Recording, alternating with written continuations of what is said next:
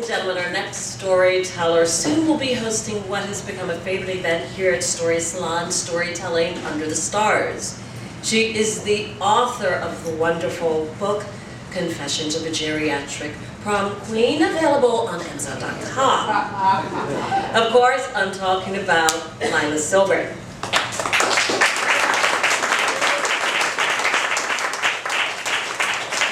Today, Lila spent the day at a nunnery. Tonight, Lila will educate us about other lady parts. Ladies and gentlemen, please welcome Lila Silvern.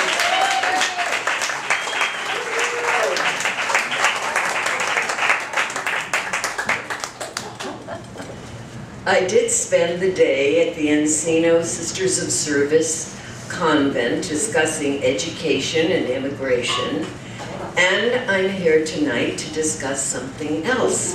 I feel as if I'm living a double life, maybe a triple.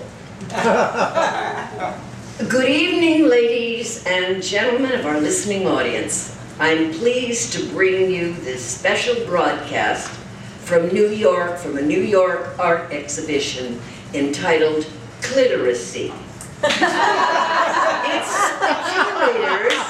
Its curators contend that this body part never gets the attention it deserves.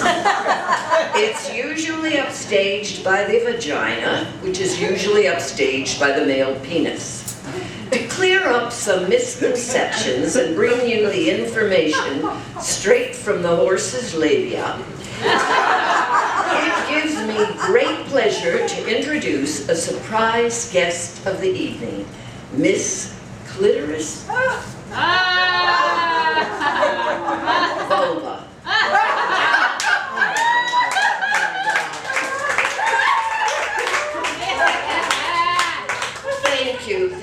Thank you for inviting me. I'm very nervous talking about myself and being separated from my more vocal sisters, labia and vagina. We're all members of the vulva family. You know? Did I pronounce your name correctly? Well, some say clitoris to rhyme with Doris, but I prefer the accent on the clit.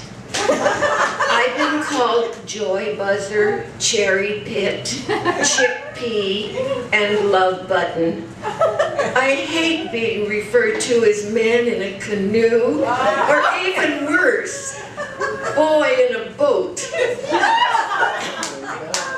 Is there any significance to your name? Well, the Greeks named me after their word for key. And I must add, given their financial woes now, I'm the only good thing they've got going for them. I still like being associated with Zorba, Aristotle, Melina Mercury, and Aphrodite. She must also have been Greek. Is there a name you'd rather be called? Rosebud. I'd rather be called Rosebud. Is there anything, Miss Vulva, that irritates you that you'd like to discuss? Well, rough, chapped fingers can be a real bitch. I'm sensitive to everything touchy and feely. I don't like to brag, but I was thrilled to learn, I love statistics, that 50 to 75% of women can't enjoy an orgasm without me being stimulated. Well, that might fool a lot of people. You seem so shy and reserved and, excuse the expression, modest. Well, I am a little shy, reserved, and modest about flaunting my full size, which is almost the size of a non-erect male you-know-what. But all but a fourth is hidden from the naked eye.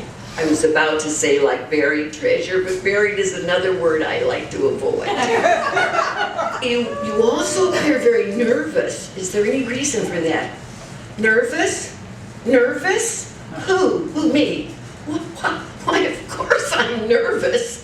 What what you've got here is a bundle of 8,000 delicious nerve endings. That's double the nerve endings and the glands of Mr. Cockadoodle.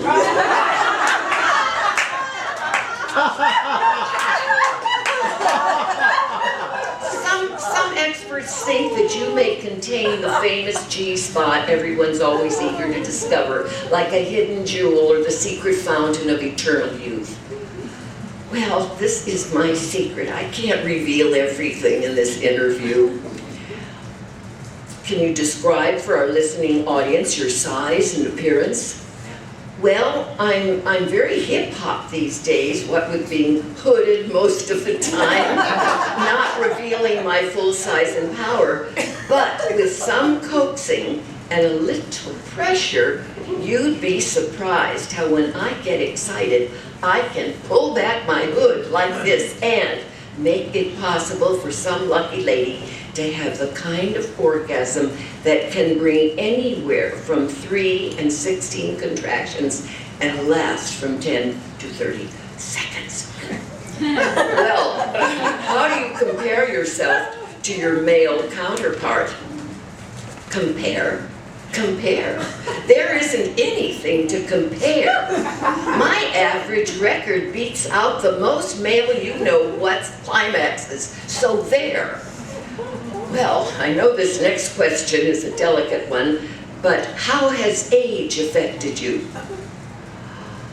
That's the best part. I have kept growing after menopause. I'm 2.5 times larger than I was as a teenager.